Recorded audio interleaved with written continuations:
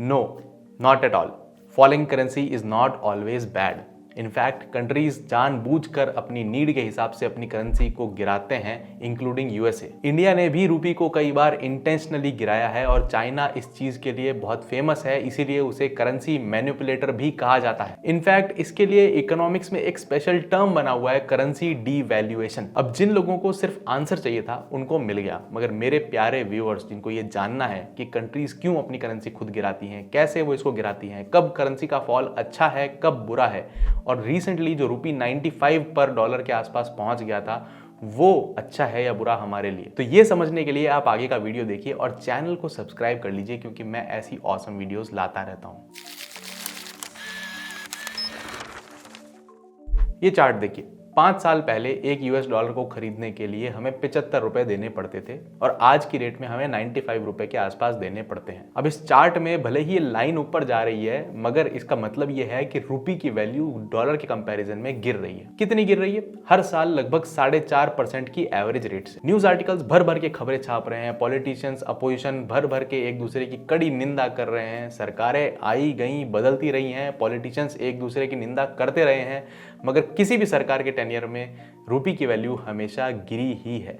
कभी हमने ये नहीं सुना होगा कि रूपी की वैल्यू बहुत तगड़े तरीके से डॉलर के कंपैरिजन में बढ़ गई, क्योंकि अगर ऐसा हो गया तब भी अपोजिशन सरकार को क्रिटिसाइज ही करेगा और तब गवर्नमेंट और ज्यादा टेंशन में आ जाएगी, आरबीआई लग जाएगी रूपी को किसी तरह से वापस नीचे गिराने में। कैसे गिराएगी ये मैं आगे समझाऊंगा। फिलहाल रूपी के गिरने के कारण पूरे देश में एक नेगेटिव सेंटिमेंट बना हुआ है। जिस इंसान ने अपने शहर से बाहर कदम तक नहीं रखा वो ये सोच रहा है कि डॉलर इतना महंगा हो गया, अब मैं यूएसए कैसे जाऊंगा। रूपी के फॉल का असली इंपैक्ट उन पर क्या होगा ये उनको नहीं पता। बुरा होगा, मगर कैसे होगा ये उनको रियलाइजेशन नहीं है। तो चलिए पहले ये समझते हैं कि रुपए की वैल्यू नीचे गिरती कैसे है। 1 मार्च 1993 से पहले रूपी की वैल्यू सरकार खुद कंट्रोल करती थी, रूपी और डॉलर के एक्सचेंज रेट को वो डिसाइड करती थी। मगर इसके बाद में सरकार ने रूपी को फ्री मार्केट में ट्रेड होने के लिए छोड़ दिया और उसकी वैल्यू मार्केट के भरोसे छोड़ दी। यानी कि ट्रेडर्स करेंसी को ट्रेड करते, रुपया खरीदते, डॉलर खरीदते, और जो वैल्यू मार्केट सेट करता वो वैल्यू उस दिन रुपए की हो जाती और वो फ्लक्चुएट करती रहती है। आज भी आप चार्ट उठाकर देख लीजिए। एग्जैक्टली जैसे स्टॉक प्राइस, शेयर प्राइस की वैल्यू ऊपर नीचे होती है, वैसे आज रुपए की वैल्यू ऊपर नीचे होती है। और इसीलिए यहां पर इकोनॉमिक्स का एक इंपॉर्टेंट फैक्टर काम करता है, डिमांड और सप्लाई का। अगर रूपी की डिमांड ज्यादा होगी तो उसकी वैल्यू ऊपर उठ जाएगी, और अगर रूपी की डिमांड मार्केट में कम हो गई तो उसकी वैल्यू नीचे गिर जाएगी। अब पिछले एक साल में जो रूपी की वैल्यू गिरी है डॉलर के कंपैरिजन में, वो as per official statements natural है, जानबूझकर नहीं गिराई गई है। इस फॉल का रीजन है इंटरनेशनल मार्केट्स में रूपी की डिमांड का कम होना। अब ये डिमांड कम क्यों हुई? सबसे बड़ा रीजन तो है ऑयल प्राइसेस का इंक्रीज होना। क्रूड ऑयल का प्राइस पिछले कुछ महीनों में ऑलमोस्ट डबल हो गया। रीजन क्या है? यूएसए, इजराइल, ईरान का कॉन्फ्लिक्ट, स्ट्रेट ऑफ हॉर्मुज का क्लोज हो जाना। अब India almost 85 to 90% oil import करता है। इंपोर्ट करने के लिए उसको चाहिए यूएस डॉलर, क्योंकि ऑयल यूएस डॉलर में ही ट्रेड किया जाता है। इसलिए हमारी गवर्नमेंट के पास जो रुपया पड़ा है वो उसको मार्केट में बेचकर डॉलर वहां से उठाएंगे, तो रुपए की सप्लाई ज्यादा होगी, डिमांड कम होगी, और डॉलर की डिमांड पूरे वर्ल्ड में बढ़ रही है क्योंकि सबको ऑयल चाहिए। इसीलिए डॉलर स्ट्रांग होता जा रहा है और रुपये की डिमांड कम होने के कारण रुपये की वैल्यू कम होती जा रही है। दूसरी तरफ इस वॉर और ट्रम्प टैरिफ के चक्कर में फॉरेन इन्वेस्टर्स ने इंडिया से एग्जिट करना स्टार्ट कर दिया। अब वो जो इंडिया में डॉलर लेकर आए थे और उसको कन्वर्ट करवा के रुपये के फॉर्म में इन्वेस्ट करके रखे थे, वो अपना इन्वेस्टमेंट जब वापस लेकर जाएंगे तो हमें रुपए देकर बदले में डॉलर लेकर जाएंगे। तो हमारे मार्केट के अंदर रुपये का इन्फ्लक्स होगा और डॉलर का क्रंच होगा। इससे डॉलर की डिमांड बढ़ेगी और रुपये की डिमांड कम होगी, जिससे रुपए की वैल्यू गिरेगी। और तीसरा रीजन है यूएस गवर्नमेंट की high interest rates. US government के पास में आज अगर आप पैसा जमा कराते हैं डॉलर के फॉर्म में तो वो आपको अच्छा इंटरेस्ट दे रही है, जिस कारण इन्वेस्टर्स को ये लग रहा है कि हम डॉलर को फालतू में दूसरी जगह इन्वेस्ट करने के बजाय उसको यूएस गवर्नमेंट के पास जमा करा दें। जैसे जैसे इंटरेस्ट रेट हाई होती रहती है वैसे डॉलर की डिमांड बढ़ती रहती है, क्योंकि ज्यादा डॉलर गवर्नमेंट के पास लॉक इन हो जाता है। इसीलिए डॉलर की डिमांड बढ़ती है और बाकी करेंसीज नीचे गिरती है। तो इन तीनों फैक्टर्स का रिजल्ट ये हुआ कि रुपये की डिमांड कम होने लगी और रुपये की वैल्यू डॉलर के कंपैरिजन में तेजी से गिरने लगी। तो चलिए ये समझ आ गया कि रुपये क्यों गिर रहा है। अब रुपये के गिरने से दिक्कत क्या होगी? सबसे पहले तो हमारे इंपोर्ट्स होंगे महंगे। ऑब्वियसली जो पहले सामान हम $100 का खरीदते थे उसके बदले में हमें 8500 रुपीज देने पड़ते थे, वही 8500 रुपीज अब बढ़कर 9500 रुपीज हो गए हैं। तो ठीक है, जो लोग फॉरेन क्लोथ्स या फॉरेन के आईफोन्स खरीदते हैं उनको दिक्कत होनी चाहिए, हमें क्या दिक्कत है, हम तो आम आदमी हैं। प्रॉब्लम यह है कि हम अपना 90% ऑयल इंपोर्ट करते हैं और ऑयल के प्राइसेस से हर चीज लिंक्ड है। ऑयल के इंपोर्ट पे डबल इफेक्ट हुआ है। पहला तो ऑयल के प्राइसेस डॉलर में ही डबल हो गए हैं। दूसरा, डॉलर की वैल्यू रुपए की कंपैरिजन में काफी ऊंची उठ गई है, रुपया नीचे गिर गया है, तो अब हमें बहुत ज्यादा रुपए देने पड़ेंगे ऑयल इंपोर्ट करने के लिए। अब हालांकि आम जनता तक ये इफेक्ट अभी तक नहीं पहुंचा है, मगर जब धीरे धीरे पहुंचेगा तब ऑयल के प्राइसेस बढ़ेंगे। और एविएशन फ्यूल तो फिलहाल महंगा हो ही गया है। जनरली गवर्नमेंट पेट्रोल डीजल के प्राइसेस को कंट्रोल करके रखती है और उनको फ्लक्चुएट होने नहीं देती है। जो बड़ी बड़ी पीएसयू ऑयल कंपनीज हैं उनको कहा जाता है कि जब एकदम से ऑयल महंगा हो जाए तब आप उस शॉक को बियर करो, उस लॉस को बियर करो, और जब इंटरनेशनल मार्केट में ऑयल सस्ता हो जाता है ना, तब ऑयल के प्राइसेस घटाए नहीं जाते हैं, तब उनको प्रॉफिट कमाने दिया जाता है। ये एक साइकिल है जो गवर्नमेंट मैनेज करती है ताकि ऑयल के प्राइसेस रिलेटिवली स्टेबल हमारे मार्केट में बने रहें। मगर अब नेचुरली ऑयल के प्राइसेस डबल हुए हैं तो कुछ महंगा तो ऑयल कॉन्स्टेंटली रहने वाला है।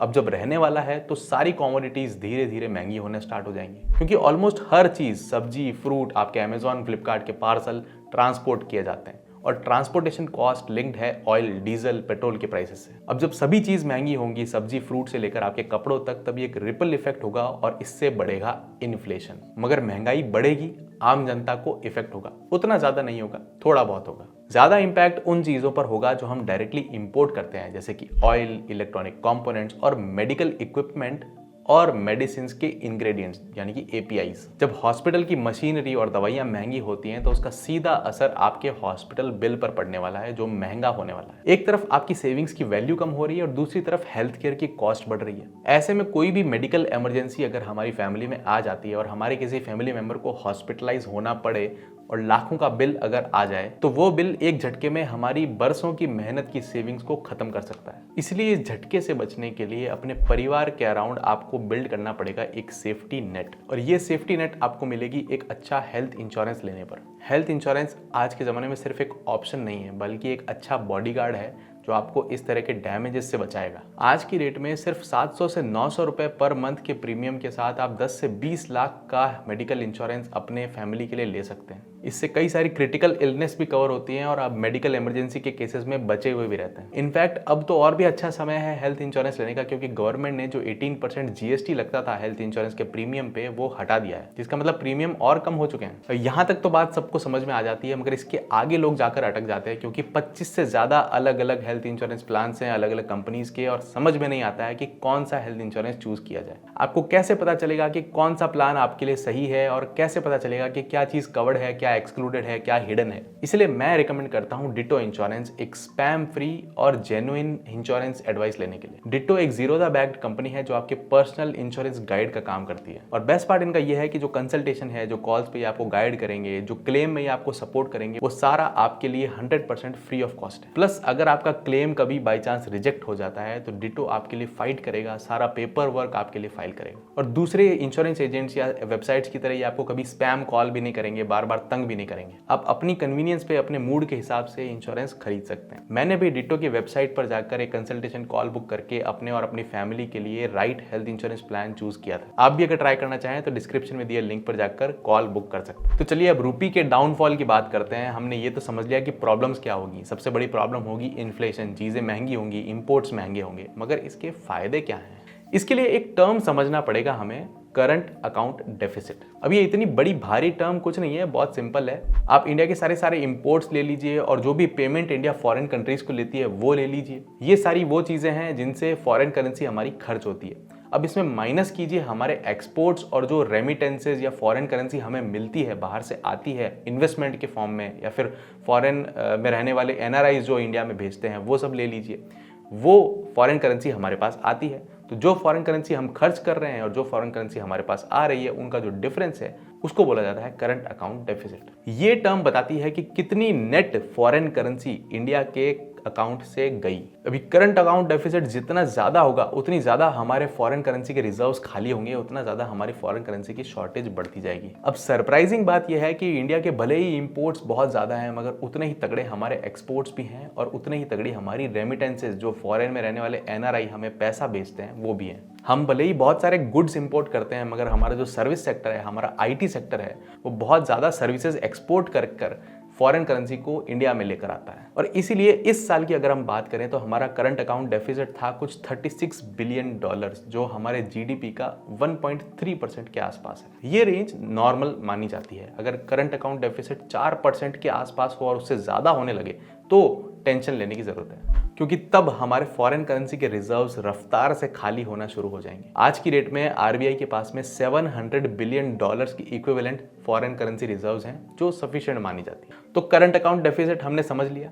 अब बात करते हैं कि रुपए के गिरने से इंडिया को फायदा कैसे होगा। चलिए इस पानी की बोतल के एग्जांपल से समझते हैं। सपोज कीजिए ये पानी की बोतल चाइना इंडिया में बेचता है $5 में। अब जब $1 की वैल्यू 80 रुपए थी, तब ये बोतल इंडिया में 400 रुपए की पड़ती थी। वहीं इंडियन मैन्युफैक्चरर्स ये बोतल 420 रुपए की बना पाते थे, जिस कारण चाइनीज इंपोर्टेड गुड्स बाजी मार जाते थे और मार्केट छीन लेते थे। अब अगर सपोज कीजिए फॉर ईज ऑफ कैलकुलेशन $1 की वैल्यू 100 रुपए हो जाए, और वो हो सकता है कुछ दिन में हो भी जाए, तो चाइना से आने वाली $5 की ये बॉटल पड़ेगी हमें 500 रुपए में, और वहीं इंडियन मैन्युफैक्चरर्स आज भी ये बॉटल 420 रुपए में ही बनाएंगे। तो इस बार इंडियन मैन्युफैक्चरर्स बाजी मार जाएंगे और चाइना से मार्केट छीन लेंगे। इंडिया की इंडस्ट्री को बूस्ट मिलेगा और इंपोर्टेड प्रोडक्ट्स डिस्करेज होंगे। दूसरा फायदा क्या? डोनाल्ड ट्रंप ने रिसेंटली जो टैरिफ्स इंडिया पर लगाए हैं उनमें होगा। लेट अस से हम ये टी शर्ट यूएसए के अंदर $4 की बेचते थे, जिसमें 80 रुपए के हिसाब से हमें 320 रुपए मिलते थे। अब ट्रंप ने सपोज 25% टैरिफ लगा दिया, यानी कि हम जो $4 की यूएसए के अंदर टी शर्ट भेजेंगे उस पर वो 25% यानी $1 खुद टैक्स लेंगे, और वहां के मार्केट में वो $5 की बिकेगी। अब सपोज कीजिए कि $1 की वैल्यू 100 रुपए हो गई, मगर हमारी मैन्युफैक्चरिंग 320 रुपए की ही है। हम ये टी शर्ट आज भी यूएसए को 320 रुपए में ही बेचेंगे, यानी कि अब हम सिर्फ $3.2 के अंदर यूएसए में ये टी शर्ट भेजेंगे। ट्रंप का 25% टैरिफ और लगा दीजिए तो 3.2 से वैल्यू बढ़कर हो जाएगी $4, यानी कि आज भी वो टी शर्ट यूएसए के अंदर $4 का ही मिलेगा। ट्रंप के टैरिफ को पूरी तरह से रुपये के फॉल ने एब्जॉर्ब कर लिया। अब हालांकि पूरी तरह से नहीं किया है, ये रियल वर्ल्ड एग्जाम्पल नहीं है, मगर आप पॉइंट मेरा समझ गए। हमारे एक्सपोर्ट्स सस्ते हो जाएंगे। ये बहुत बड़ा एडवांटेज होता है किसी भी करेंसी के गिरने का, कि उस कंट्री के एक्सपोर्ट सस्ते होते हैं। इंपोर्ट्स महंगे होने के कारण जो लोकल इंडस्ट्री है उसको बूस्ट मिलता है। लोग फॉरेन गुड्स खरीदने के बजाय उससे डिस्करेज होकर इंडियन मैन्युफैक्चर्ड गुड्स खरीदने की तरफ जाएंगे।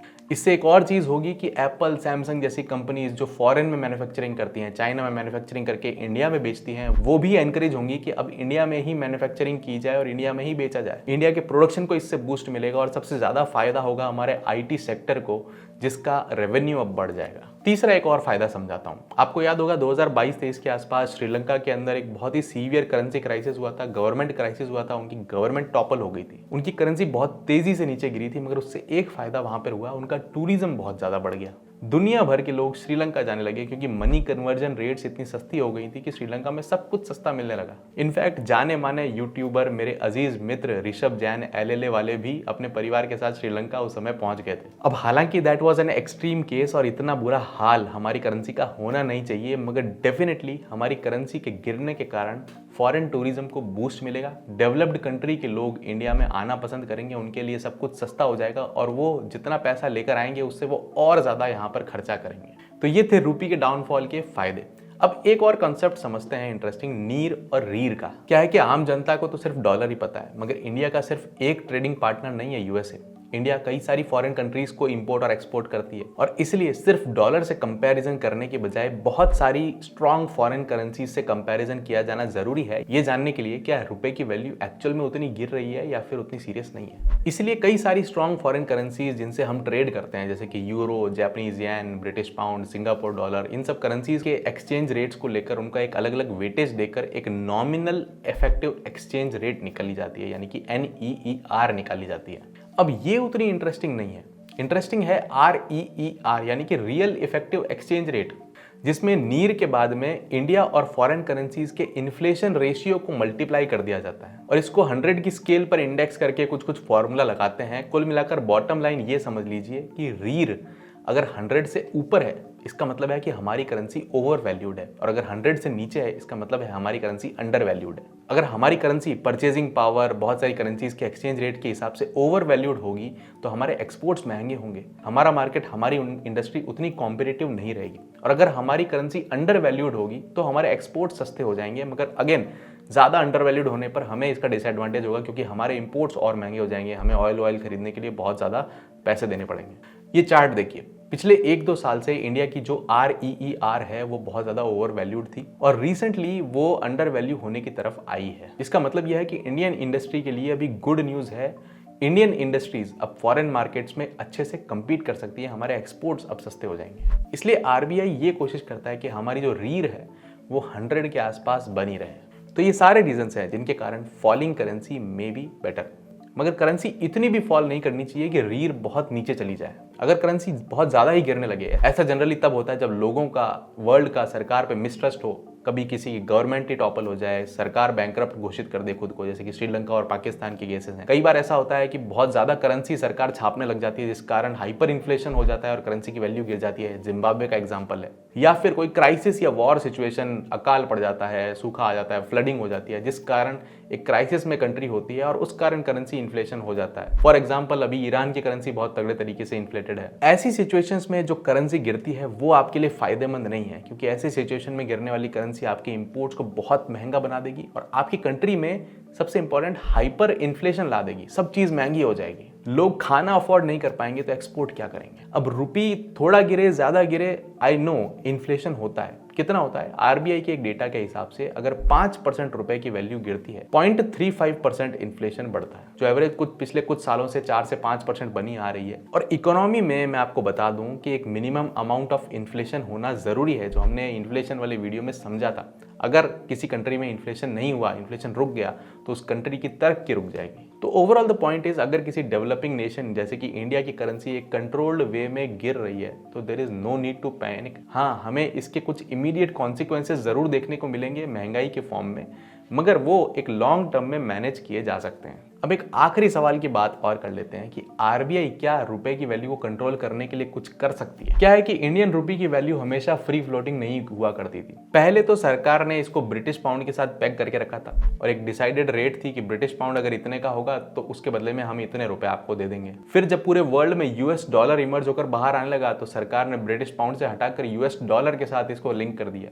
यानी कि अगर किसी को भी इंडिया में सपोज यूएस डॉलर चाहिए तो एक फिक्स्ड रेट थी कि आप इतने रुपए लाओ और $1 ले जाओ। मगर 1991 के आसपास इंडिया में एक सीवियर इकोनॉमिक क्राइसिस हुआ, जिसके कारण हम ऑलमोस्ट बैंकरप्सी की वर्ज पर आ गए थे। तब finance minister doctor Manmohan Singh थे और तब हमें इंटरनेशनल मॉनेटरी फंड यानी कि आईएमएफ से एक बड़ा बेल आउट पैकेज मिला था। इस बेल आउट पैकेज की वन ऑफ द कंडीशंस ये थी, इंडियन करेंसी की एक फिक्स्ड रेट ना होकर इसको फ्री फ्लोटिंग करेंसी बना दिया जाए। तो 1 मार्च 1993 से जो इंडियन करेंसी थी वो ओपन मार्केट में ट्रेड होने लगी यूएस डॉलर और बाकी करेंसीज के अगेंस्ट, जिससे इसकी वैल्यू अब मार्केट डिसाइड करने लगा। जैसे शेयर प्राइसेस एक एक मिनट में, एक एक सेकंड में ऊपर नीचे होते हैं, वैसे जैसे रुपी का ट्रेड, रुपी की डिमांड, रुपी की सप्लाई, इसके ऊपर डिपेंड करने लगा रुपी का रेट। अब पहले तो आरबीआई ये कागज जारी करके रुपी की वैल्यू कंट्रोल कर लेता था कि आज से $1 45 रुपए का मिलेगा, आज से $1 50 रुपए का मिलेगा। मगर अब आरबीआई के पास में रुपी की वैल्यू को कंट्रोल करने का सिर्फ एक ही तरीका है, उसकी डिमांड और सप्लाई को कंट्रोल करना। अब ये कैसे करते हैं वो? अब इसके लिए सबसे मेजर तरीका ये है कि सपोज रुपी की वैल्यू अभी जैसे गिरी थी वैसे गिर रही है और उसको थोड़ा सा ऊपर उठाना है। तो आरबीआई के पास में जो फॉरेन करेंसी के रिजर्व्स हैं, जो डॉलर, यूरो उनके पास में रखे हुए हैं, उसको वो ओपन मार्केट में ट्रेड करते हैं, उसको वो बेचते हैं और बदले में रुपी को मार्केट से उठाते हैं, गायब करते हैं। इससे मार्केट में रुपी का क्रंच होता है, रुपी की सप्लाई कम होती है, उससे रुपी की डिमांड बढ़ती है और रुपी की वैल्यू थोड़ी इंप्रूव होती है। मगर अगर रुपी की वैल्यू सपोज बहुत ज्यादा ही स्ट्रांग हो जाए और आरबीआई को उसे गिराना हो, तब क्या करेगी आरबीआई?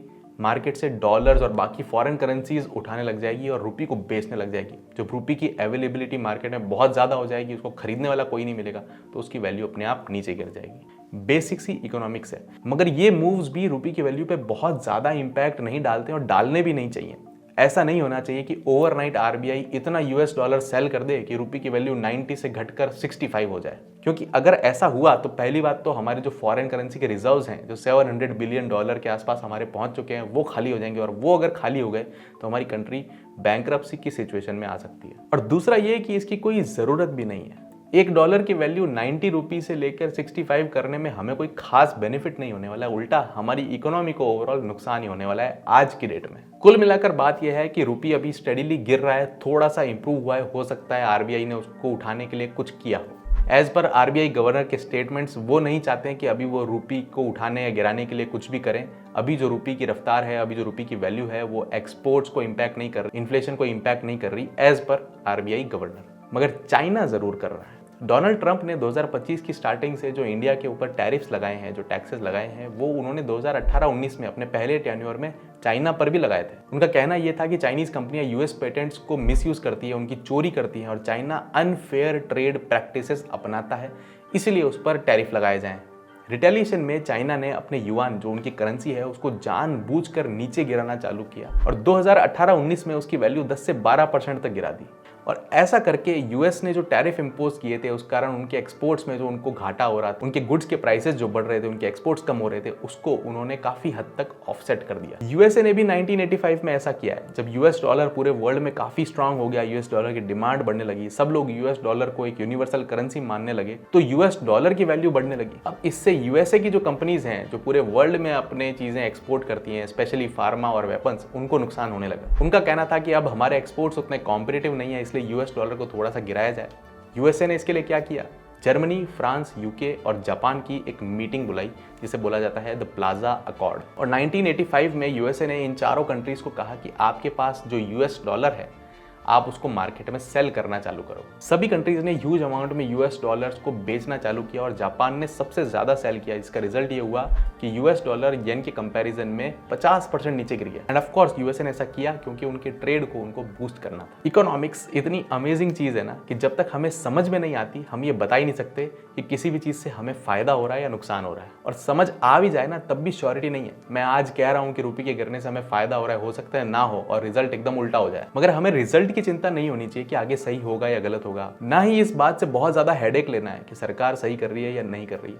हमें इस चीज से फर्क जरूर पड़ना चाहिए कि हम जो जानते हैं वो सही है या नहीं है, क्या चीज कैसे हो रही है और वो सही हो रही है या गलत हो रही है। जिसके लिए मैं कहता हूं हमें हमेशा क्यूरियस रहने की जरूरत है और ऐसे ही इंटरेस्टिंग इकोनॉमिक कॉन्सेप्ट्स को समझने की जरूरत है, जिनकी पूरी प्लेलिस्ट मैं आपको यहां पर देकर जा रहा हूं। नीचे डिस्क्रिप्शन में दिए हुए लिंक पर जाकर आप डिट्टो की फ्री कॉल बुक कर सकते हैं।